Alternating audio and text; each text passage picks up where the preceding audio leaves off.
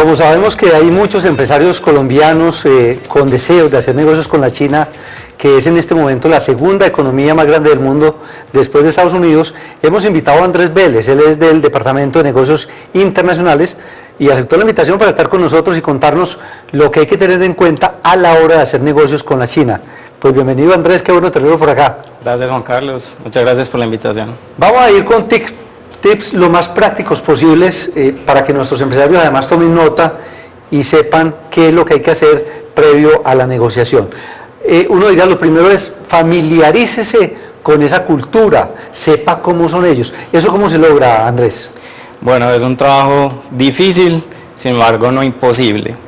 Lo que dices como primer tip de conocer la cultura china es indispensable. Es un país que tiene una cultura milenaria con muchos procesos históricos, culturales que hay que por lo menos tener en cuenta. No hay que aprenderse todos los periodos de las dinastías chinas ni estas cosas, pero sí es importante conocer un poco sobre sus religiones, su historia general, su geografía, el idioma, y empezarse a familiarizar con eso y buscar información en diferentes fuentes. Porque, por ejemplo, lo que hemos sabido es que los chinos le dan mucha importancia a la relación de tipo personal, o sea, para ellos están primero las personas que los negocios, como debe ser. Sí, y claro, eso hay que tenerlo en cuenta a la hora de una negociación. Sí, cuando hay que hacer negocios con la China, primero que todo hay que ir a la China. Uno sí puede hacer contactos por internet y conseguir proveedores en internet, pero sin embargo para el chino es muy importante verle la cara a la persona con la que va a hacer la negociación. Entonces la recomendación principal es visitar al cliente.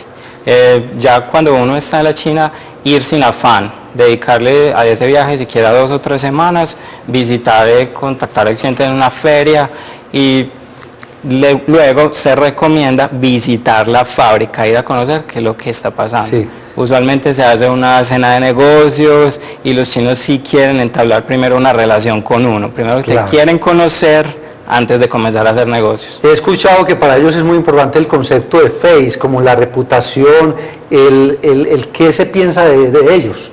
Sí, la cultura china es muy compleja, no es fácil descifrar qué hay detrás de un chino. Los chinos son complicados, sin embargo es bueno entender ese tipo de conceptos, por ejemplo el de las relaciones interpersonales y el de cara o el concepto de face. Lo más importante que hay que tener en cuenta es esto, es no tratar nunca de ridiculizar a un chino en público. Esto de la reputación y este tipo de conocimiento de esto es muy importante. No ridiculizar a un chino es lo que yo diría, porque ellos no olvidan esto, entonces Andrés, uno tiene que más como alabarlos y este tipo de cosas. Andrés, ¿en qué idioma se hacen los negocios con China? ¿En inglés está bien o tiene que saber uno algo de mandarín? No, en inglés.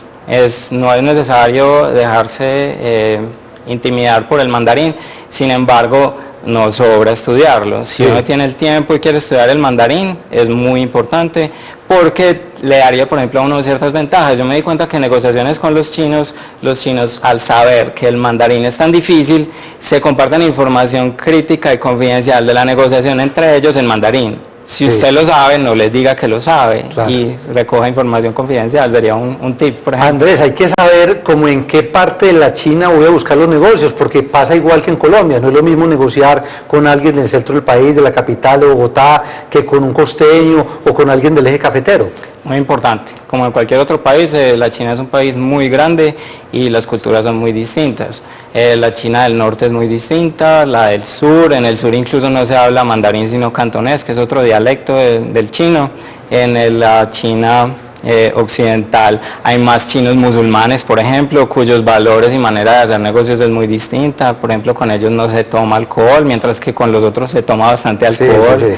En fin, sí es muy importante conocer a qué región va a ir y conocer un poco más sobre la cultura local de esa parte de la China. Y eso tiene que ver también con el tema de la comida, porque normalmente cuando se hacen negocios con China, usted lo decía ahora, pues hay una invitación a cenar o algo y uno tiene que tener en cuenta cómo se comporta. Sí, las negociaciones comienzan con un contacto inicial, pero ya se desarrollan usualmente con una cena.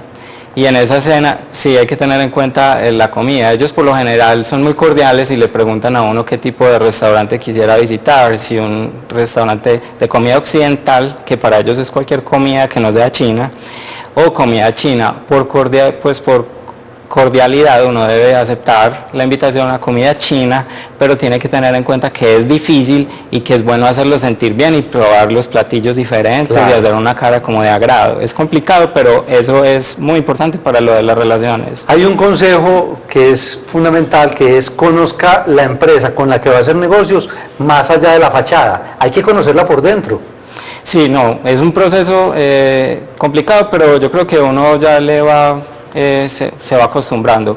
Uno debe buscar, por ejemplo, referencias, qué clientes tienen las empresas, número de empleados, hay diferentes directorios y uno puede cruzar informaciones, Alibaba, Made in China, hay muchos, incluso ProExport tiene bases de datos, y uno ya después visita la empresa, hace un contacto inicial en la feria y va a la fábrica. Es muy bueno ir a ver las instalaciones, porque una cosa es lo que es la fachada o una página de internet o un catálogo, y otra lo que es la fábrica como tal. Ahí se encuentra uno con una realidad muy interesante.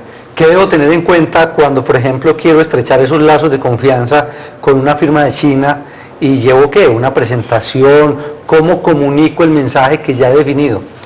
Sí, no, es muy importante, por ejemplo, que una firma china tenga referencias de uno, por ejemplo, que alguien le refiera a uno como empresa, y también obviamente hacer una presentación muy efectiva. A ellos hay que impresionarlos, hay que ser muy específicos en lo que se quiere, e igual, por ejemplo, también en lo que todo esto va como combinado con lo de las relaciones interpersonales, llevar un regalo a cada reunión. Eso es muy importante, y un regalo caro, que se vea que tiene, pues, que usted invirtió algo en él.